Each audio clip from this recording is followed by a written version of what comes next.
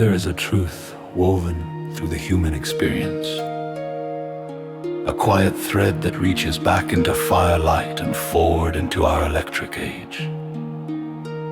We are HomoNarratus, the storytelling species. Over the years, I've spent long hours reading across history, philosophy, theology. Mostly Western, yes. But every now and then, the borders open, and I follow the places where cultures collide and shape one another through conflict, trade, migration, and memory. My training in ancient texts has taught me this. We invest ourselves in story, not as fiction alone, but as the creative retelling of history, a way of inhabiting moments we never lived, a way for the past to keep speaking through those who carried it forward. Ancient stories still breathe through our language, our myths, our legends. Philosophers mine Greek fragments for modern wisdom. Sisyphus still rolls his stone. Pinocchio still reaches for truth. Moby Dick still teaches us about obsession and the abyss. And I imagine our earliest ancestors gathered around the warmth of fire, in dwellings shaped by earth, hide, and hope. There, across generations, they shared the stories that held them together. The hunter who slew the great beast, the warriors who drove back the wild men from the forest, the child who wandered too far and met the wolf, the famine that stole a season, and the gods who were blamed for it. Stories were their memory. Stories were their moral compass. Stories taught them how to remain a people. Today, that firelight has been replaced by screens, algorithms, engineered narratives.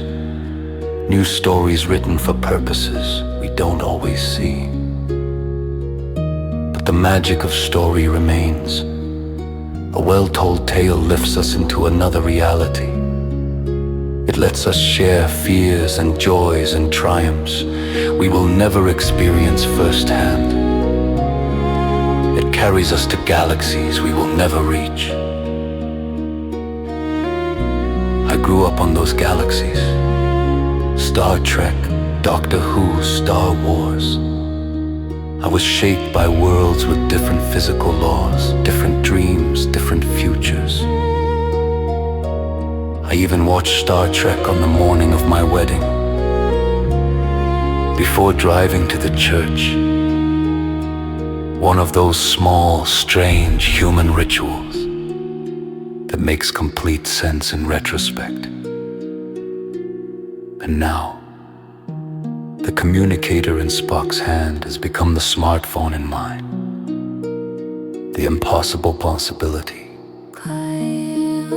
quietly became real. If fiction can do that, how much more powerful are our historical stories, our cultural myths, our legends? They can inspire great good. They shape who we become. This is why I believe that alongside Homo sapiens stands HomoNarratus. We may not gather around a tribal fire anymore, but the instinct remains. You can still see it in the backyard barbecue, the circle of friends, the laughter, the retelling, the warmth of night.